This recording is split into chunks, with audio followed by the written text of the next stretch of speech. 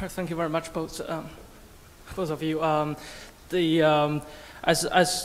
think, as a Chinese, I probably ask a question from more a less American perspective.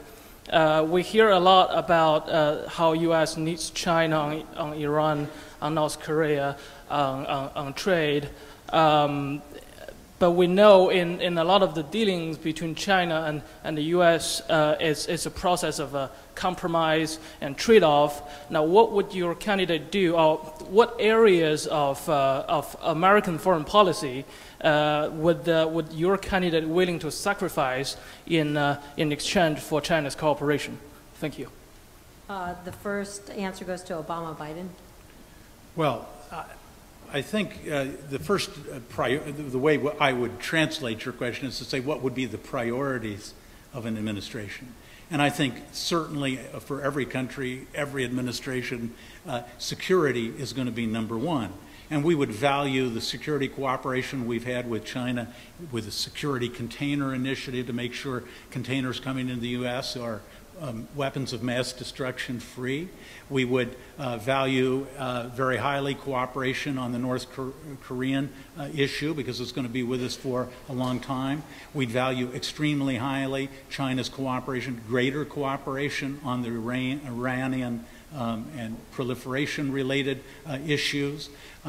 So I think we would rate, as I think any U.S. and indeed any administration and any responsible government, security as the first priority. I think where we would differ is that we think a lot of things contribute to American security, and American security isn't just obtained through military strength. It's also achieved through the quality of your diplomacy, through your cultural relations, and in fact, do you have a decent regard for the opinions of others? So, but I think we would both agree at the highest level on security being the number one priority, but how you get it, I think that there is a difference between the inclinations of the two camps, a broader thinking about what security is, and a willingness to use a broader range of tools in dealing with China there.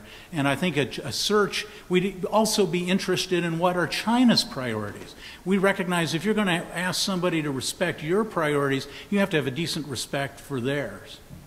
Let's hear from McCain-Palin. Thanks. Well, let me answer your question a little bit more directly because I think it's an important question. What is the United States willing to trade off or concede for China's cooperation on North Korea or Iran? With all due respect, I just fundamentally disagree with the premise of that question. What does China get for cooperation on North Korea? Hopefully a Korea with no nuclear weapons on the peninsula. Hopefully a Korea that is not a potentially destabilizing force in the Asia-Pacific region and Northeast Asia.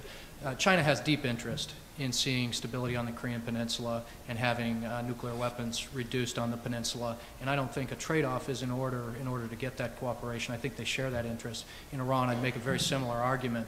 What does China get for cooperation on Iran? They get a regime less likely to be able to export terror or arm terrorist organizations that are operating globally, including in China.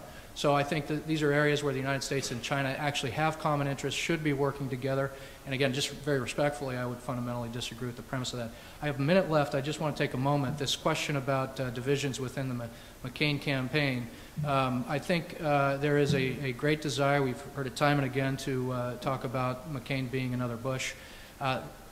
Let's face it, Senator McCain would come to the job as president with a great deal of experience in foreign policy and in security matters. You know, some would argue having alternate views presented and having a very lively debate within an administration to present the president with options is a good thing. In the case of Senator McCain, somebody who has his own opinions, his own views shaped over decades of experience in foreign policy, I think would not shy away from having different voices in his administration. We have time for a couple more questions. Anybody on this side? Do you have a question? Please. Go ahead. My name is G.P. Manson. I'm a graduate student here at George Mason, the Political Science Department. My question concerns the so-called Indian nuclear deal. Some people have asserted that the deal is essentially a first step in, of the United States toward establishing a relationship with India, the primary purpose of which would be to counterbalance the rise of China. And I'd be interested to hear the two campaigns speak to that dynamic. McCain-Palin, why don't you go first? Well, I suppose I was guilty of defining Asia a little too narrowly because when I speak about the differences between the two candidates, this is a big one. Senator Obama has supported amendments to the nuclear agreement, which his own running mate, Joe Biden, called the 6 killer amendments. These are amendments that Senator Obama supported. So there is a difference here. Senator McCain has supported the nuclear deal with India. But I would tell you it's certainly, in his mind, not primarily a means for strengthening that relationship vis-a-vis China. He sees India as an emerging global player. He sees India as a country potentially positioned to be a great partner to the United States in that it is the world's largest democracy and it shares our values in many respects.